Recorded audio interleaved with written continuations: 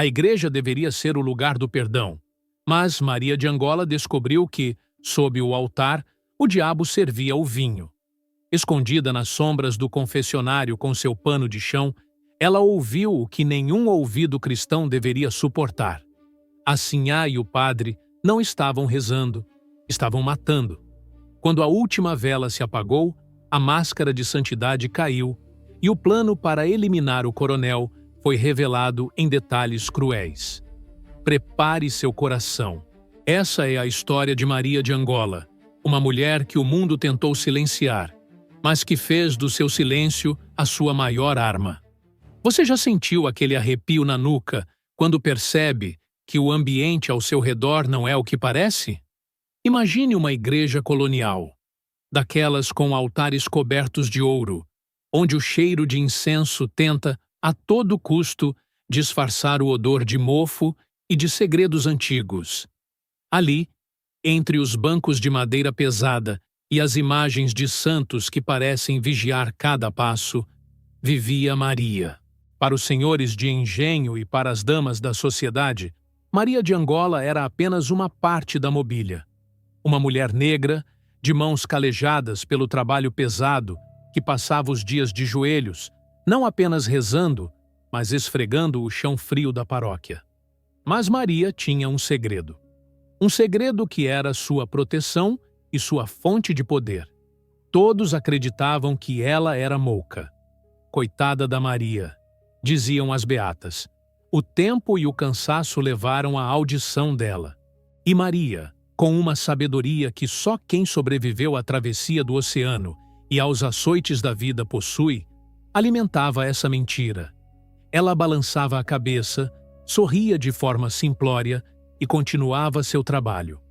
Mal sabiam eles que Maria ouvia até o sussurro do vento nas frestas das janelas. Ela ouvia as confissões dos pecadores que, achando-se sozinhos, despejavam suas imundícies diante do padre, enquanto ela, a poucos metros, limpava a poeira dos santos. O vilão desta história vestia batina.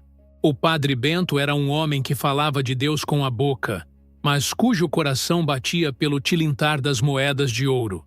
Ele não era um pastor de almas, era um colecionador de podres. Usava o confessionário como um balcão de negócios, chantageando quem tinha muito a perder. Do outro lado dessa aliança profana estava Sinhá Constança. Ah, a Sinhá! Ela caminhava pela vila como se o chão não fosse digno de seus pés. Esposa do coronel Custódio, o homem mais rico e temido da província, Constança era o retrato da virtude. Mas a virtude dela era uma pintura descascada. O coronel Custódio era um homem bruto, mas estéril. Um segredo que ele guardava às 7 chaves para não ferir seu orgulho de macho senhorial. No entanto, a barriga de Constança começou a crescer. Para a vila, era um milagre, a recompensa divina para um casal tão devoto. Mas Maria, que limpava a sacristia tarde da noite, via as visitas frequentes da Sinhá ao padre Bento. Ela via que as confissões terminavam não em penitências e ave-marias, mas em risadas abafadas e garrafas de vinho abertas. O filho que Constança carregava não era um milagre do céu, era o fruto de um pecado cometido sob o teto da casa de Deus. Naquela tarde específica, o sol se punha tingindo as janelas da igreja de um vermelho sangue. Maria estava agachada, escondida pela estrutura maciça do confessionário de madeira escura. Ela estava ali para limpar os restos de cera, mas o som de passos apressados a fez congelar. Era Constança, e ela não vinha para rezar. O padre Bento a recebeu com uma urgência que não era cristã. Eles achavam que estavam sós. Eles achavam que a velha surda já tinha ido para a senzala. Foi então que Maria ouviu. As palavras saíam da boca do padre como veneno escorrendo de uma ferida. Eles não estavam apenas preocupados com a descoberta da traição. Eles estavam planejando um fim definitivo para o coronel. O plano era de uma crueldade refinada. O vinho sacramental. O coronel, em sua arrogância de devoto, Bebia de um cálice exclusivo todos os domingos após a missa solene. Bastaria uma dose, uma pequena ampola de um líquido incolor, para que o coração do velho senhor parasse de bater no meio da igreja. Pareceria um castigo divino, uma morte súbita diante do altar. Maria de Angola sentiu o sangue gelar.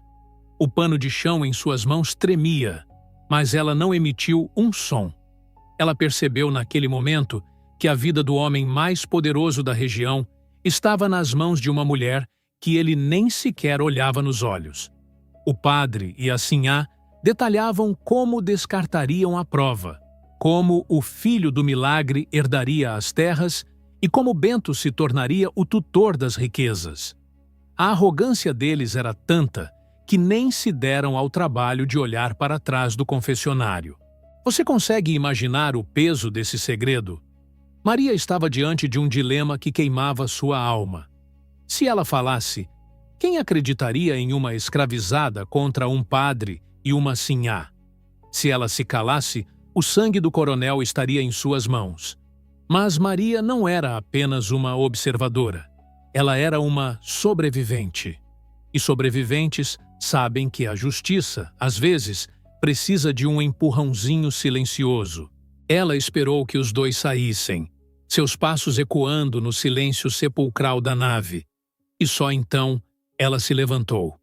Seus olhos, antes baixos, agora brilhavam com uma determinação perigosa.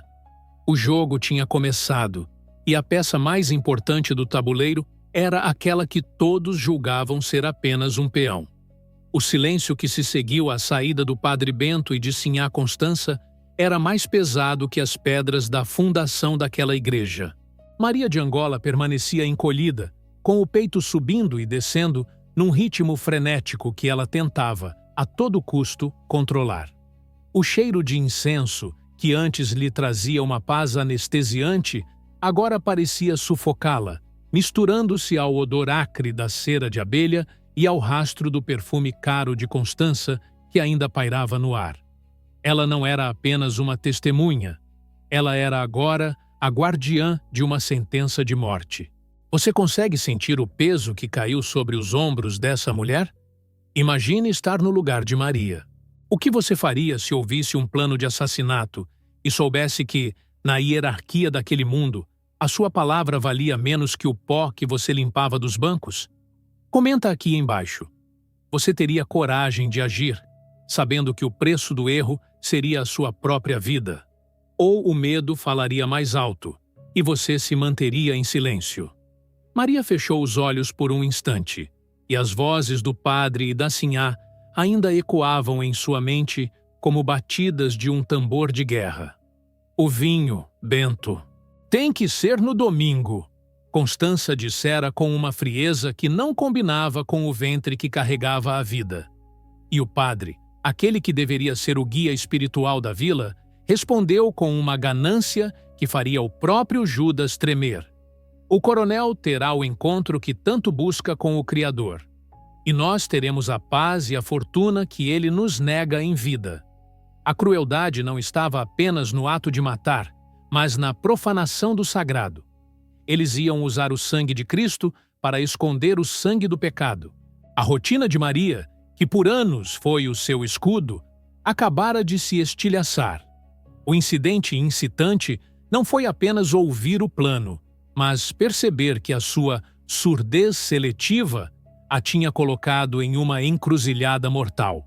Se o coronel Custódio morresse, a fazenda cairia nas mãos de Constança e, por tabela, sob a influência nefasta do padre Bento. Para os escravizados, isso significaria o inferno na terra.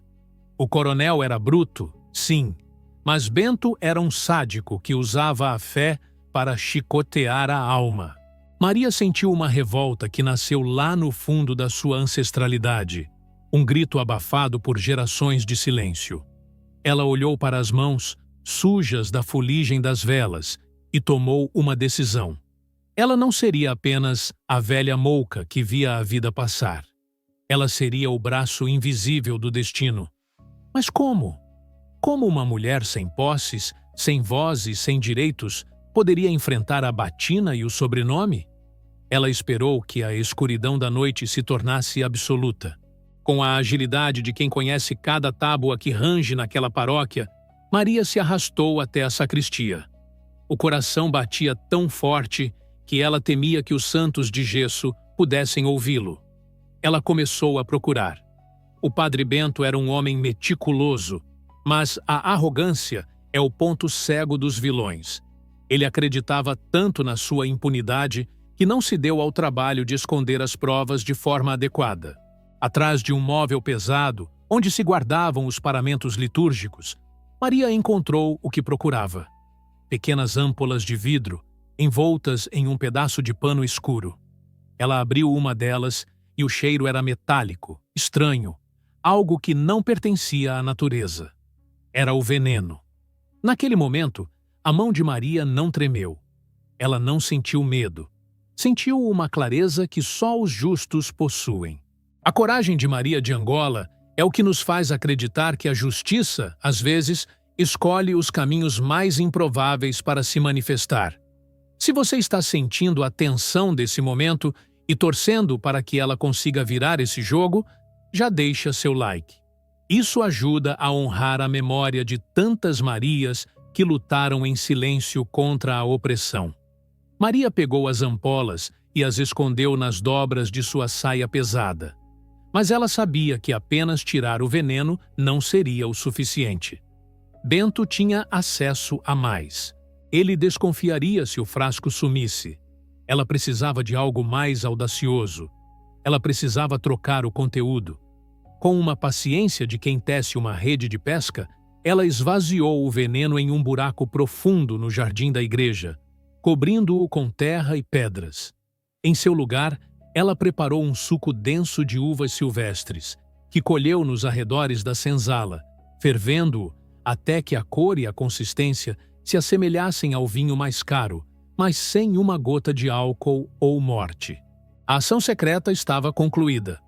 Maria agora possuía as provas originais, as ampolas vazias com resquícios do veneno, e tinha plantado a semente da dúvida no altar. Ela voltou para sua esteira na senzala, mas não dormiu.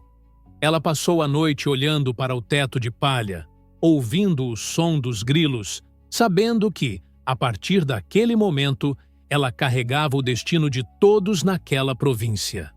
O segredo central da trama estava plantado. O filho milagroso da Sinhá continuava a crescer. O coronel continuava a ostentar sua falsa paternidade. E o padre Bento continuava a ensaiar seu sermão de domingo. Mas, nas sombras da igreja, entre o balde de água e o pano de chão, Maria de Angola sorria. Um sorriso triste, mas carregado de uma autoridade que nenhum título de nobreza poderia comprar. Ela não era mais a zeladora. Ela era a juíza, o júri e, se necessário, o carrasco daquela farsa profana. A contagem regressiva para o Domingo de Ramos havia começado, e o vinho da comunhão nunca mais teria o mesmo sabor. O tempo na vila de Santo Antônio não passava. Ele se arrastava como uma serpente sob o sol do meio-dia, pesada e perigosa.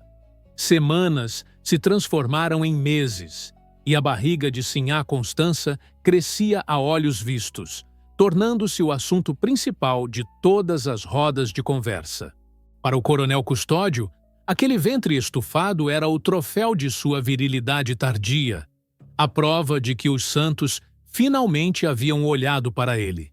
Ele caminhava pela igreja com o peito estufado, distribuindo moedas e promessas de reformas luxuosas para a paróquia, tudo em agradecimento ao milagre que o padre Bento, com um sorriso cínico nos lábios, confirmava em cada sermão. Mas, enquanto a vila celebrava a vida que estava por vir, Maria de Angola vivia em um mundo de sombras e silêncio absoluto. Cada dia era uma batalha para manter a máscara de velha surda intacta.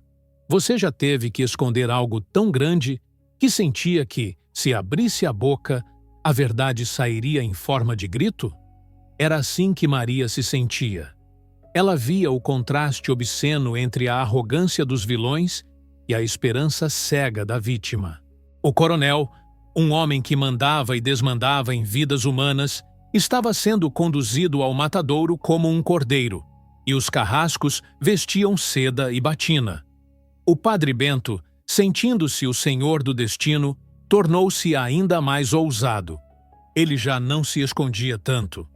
Na sacristia, ele e Constança trocavam olhares cúmplices diante de Maria, rindo da estupidez do coronel.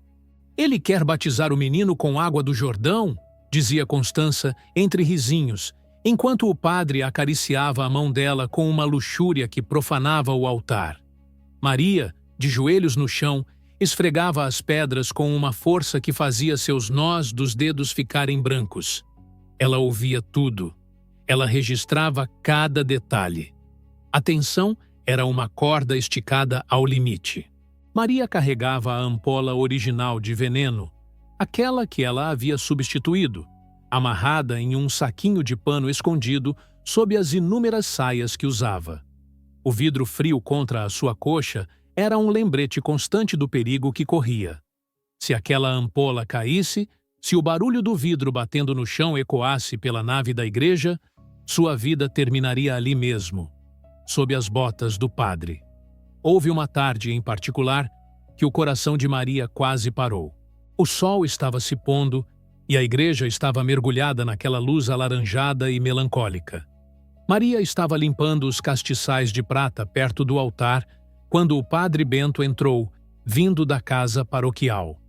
Ele parecia agitado, os olhos injetados de uma ansiedade sombria. Ele se aproximou de Maria e, por um momento, o tempo parou. "Maria", ele disse, a voz baixa e rouca. Ela não se mexeu. Continuou polindo a prata com movimentos rítmicos. Ele deu um passo à frente e segurou o braço dela com força. A dor foi aguda, mas Maria não soltou um gemido. Ela olhou para ele com aqueles olhos que todos julgavam vazios de entendimento. "Você anda muito silenciosa, até para uma mouca", ele sibilou. Ele começou a revistar o balde de limpeza dela, chutando o pano molhado. Ele estava procurando algo, um sinal, uma prova de que seu segredo não estava seguro. Nesse momento, a ampola escondida nas saias de Maria escorregou um pouco. Ela sentiu o peso descendo. Se chegasse ao chão, o barulho seria fatal. Com uma presença de espírito que só a ancestralidade pode dar, Maria fingiu um tropeço, uma fraqueza nas pernas, e caiu de joelhos, abafando qualquer som com o movimento pesado de seu corpo e o barulho do balde de metal que ela propositalmente derrubou. A água suja se espalhou pelos pés do padre, sujando sua batina imaculada. "Maldita velha estúpida!", gritou Bento, afastando-se com nojo. Ele a olhou com desprezo, convencido de que ela era apenas um estorvo decrépito e não uma ameaça. Ele saiu da igreja bufando, deixando Maria ali, tremendo no chão úmido. Ela tateou a saia e sentiu o vidro. Estava intacto. O segredo ainda era dela. Mas ela sabia que o tempo estava acabando. O quase flagrante foi o aviso de que o destino não esperaria muito mais. Você consegue imaginar a força necessária para não desmoronar? Se você admira a coragem silenciosa de Maria, compartilhe essa história com alguém que precisa saber que o poder nem sempre está em quem grita mais alto, mas em quem sabe observar. O dia da missa de Domingo de Ramos se aproximava. O coronel Custódio havia anunciado que, após a missa, faria a doação oficial das terras para a paróquia, um gesto de gratidão pela gravidez de Constança. Era o cenário perfeito que Bento e a Sinhá haviam planejado. O vinho já estava separado. A dose final, aquela que eles acreditavam ser o veneno mortal, estava pronta para ser servida. Maria de Angola passou a noite anterior à missa em vigília. Ela não rezava para os santos de gesso daquela igreja. Ela falava com os seus, com aqueles que vieram antes dela e que conheciam o sabor da injustiça. Ela preparou o suco de uva puro, concentrado, idêntico em cor e textura ao vinho sacramental, e fez a troca final nas galhetas da sacristia. O veneno real estava agora em suas mãos, uma prova líquida da maldade humana. Naquela noite, o silêncio da igreja era cortado apenas pelo som da respiração de Maria. Ela olhou para o altar e viu as sombras das imagens projetadas nas paredes. Pareciam gigantes observando o desenrolar de uma tragédia. Ela sabia que o dia seguinte mudaria tudo. Ou ela seria a libertadora de uma vila inteira, ou seria a próxima vítima de um sistema que esmaga os pequenos. Mas Maria não tinha mais medo. O medo tinha sido substituído por uma justiça fria e calculada. A armadilha estava armada, e os predadores, em sua arrogância infinita, estavam prestes a morder a própria língua. O sol de domingo nasceu com uma claridade impiedosa, como se o próprio céu estivesse ansioso para iluminar os cantos mais escuros da alma humana. A vila de Santo Antônio estava em polvorosa. Não era um domingo qualquer. Era o dia da missa solene, o dia em que o coronel Custódio, em um gesto de gratidão pública pelo milagre da herança que crescia no ventre de sua esposa, entregaria as escrituras de metade de suas terras à igreja. O sino da paróquia batia com uma força incomum, ecoando pelas colinas e convocando a todos, do mais rico senhor de engenho ao mais humilde trabalhador, para testemunhar o que deveria ser o ápice da fé e da generosidade. Dentro da igreja, o calor era quase palpável. O cheiro de centenas de velas acesas misturava-se ao perfume das flores colhidas para o altar e ao suor da multidão que se espremia nos bancos de madeira. Na primeira fila, o coronel Custódio exibia um sorriso de satisfação que não cabia em seu rosto marcado pelo tempo. Ao seu lado, Sinhá Constança parecia uma rainha, envolta em rendas finas, mantendo as mãos delicadamente sobre a barriga proeminente. Mas, se você olhasse de perto, veria que seus olhos não paravam quietos. Eles buscavam constantemente a figura do Padre Bento, que se preparava atrás do altar. E onde estava Maria de Angola? Ela estava onde sempre esteve, mas hoje sua presença tinha um peso diferente. Ela não estava agachada nos fundos, mas posicionada estrategicamente perto da grade do presbitério, com seu balde e seu pano de chão. Para todos, ela era apenas a zeladora zelosa, garantindo que nenhum rastro de poeira profanasse a cerimônia. Ninguém percebeu que, sob o pano de limpeza que ela segurava com tanta firmeza, estava escondida a pequena ampola de vidro, o veneno real que ela havia retirado da sacristia. A missa avançava. O canto do coro subia às abóbadas, criando uma atmosfera de transcendência que escondia a podridão do plano que estava prestes a ser executado. O Padre Bento subiu ao púlpito. Sua voz, geralmente firme e autoritária, tinha uma leve trepidação que apenas um ouvido atento, como o de Maria, poderia captar. Ele falou sobre milagres, sobre a recompensa dos justos e sobre a punição daqueles que se opõem à vontade divina. Cada palavra era uma adaga de ironia que ele cravava no coração da verdade. Você consegue sentir a tensão no ar? Imagine o silêncio que se faz em uma igreja lotada quando o momento mais sagrado se aproxima. Se você está ansioso para ver a máscara desses vilões cair, já se inscreve no canal e ativa o sininho. Histórias como a de Maria de Angola provam que a verdade sempre encontra uma fresta para brilhar. E você não vai querer perder o desfecho dessa justiça divina. Chegou o momento da comunhão. O coronel Custódio, como o grande benfeitor, foi o primeiro a se levantar. Ele caminhou com passos pesados e orgulhosos em direção ao altar.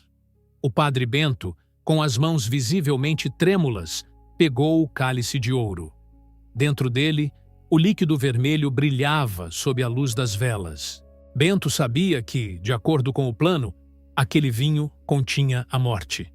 Ele olhou para Constança por um breve segundo, um pacto de sangue selado em silêncio. O coronel se ajoelhou. O padre elevou o cálice e começou a proferir as palavras rituais.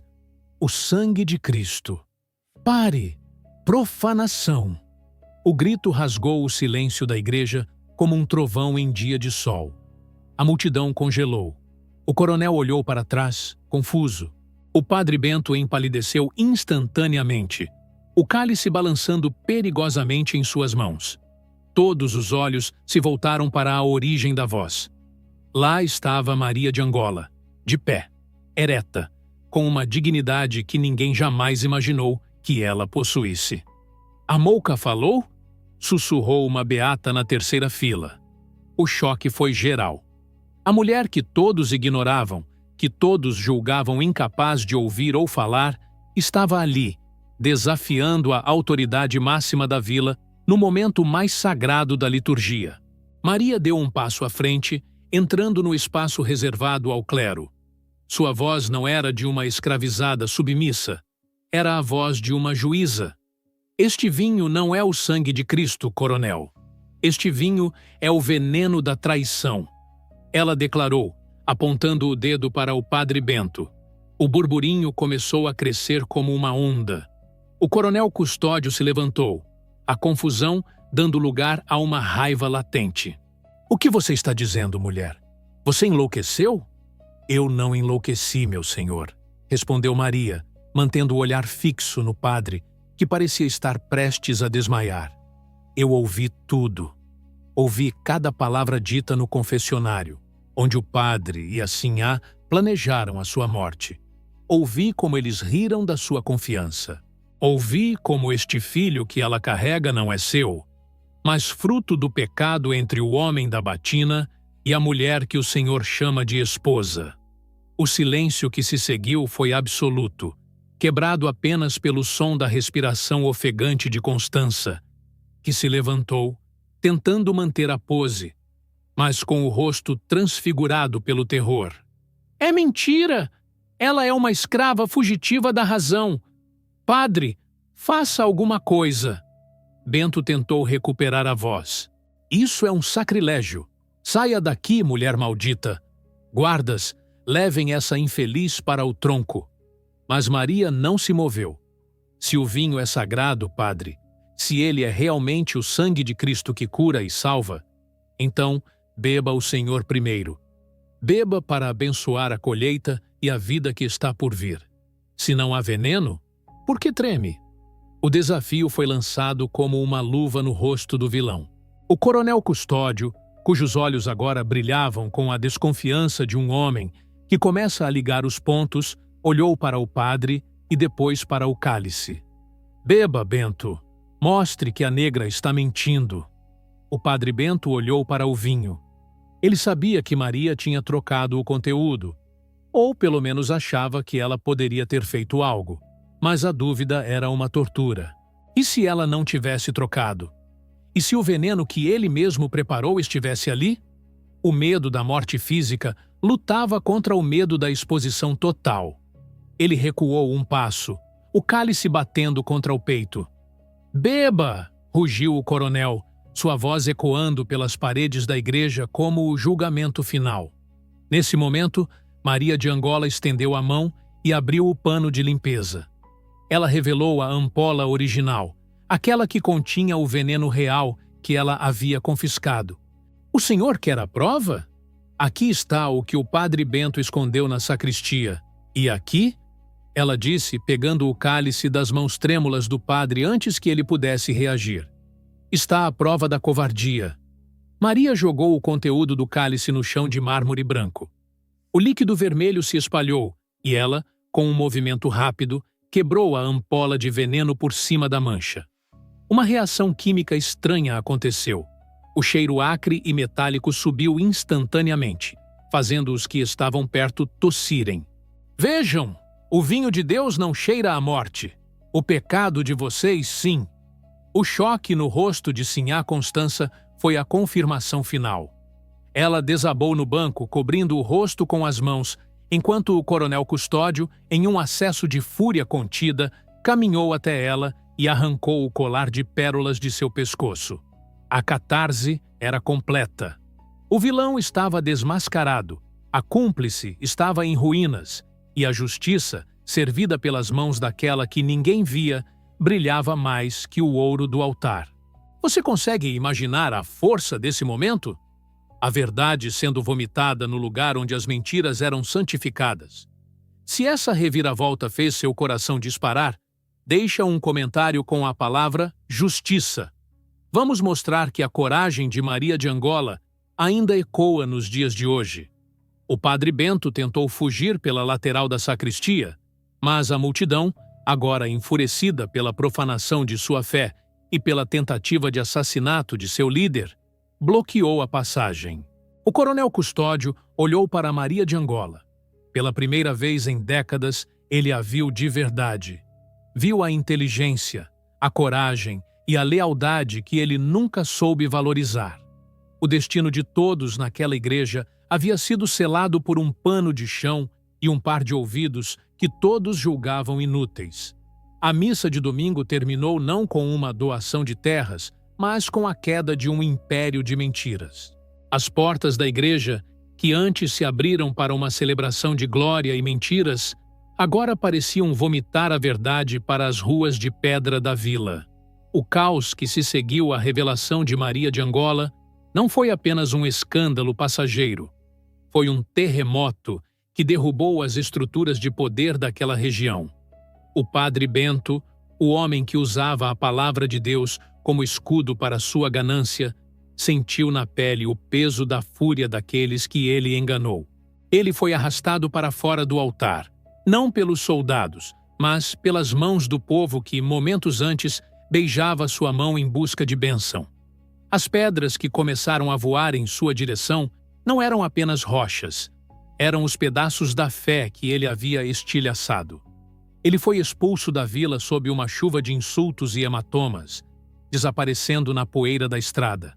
Um pária sem teto, sem batina e sem alma, condenado a vagar com o peso do seu pecado até o fim de seus dias.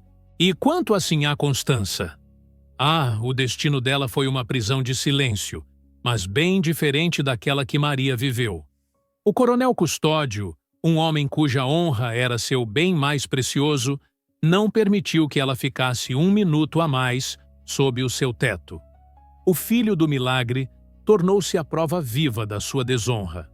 Constança foi despachada em uma carruagem fechada, sob o manto da madrugada, para um convento de clausura perpétua em uma província distante.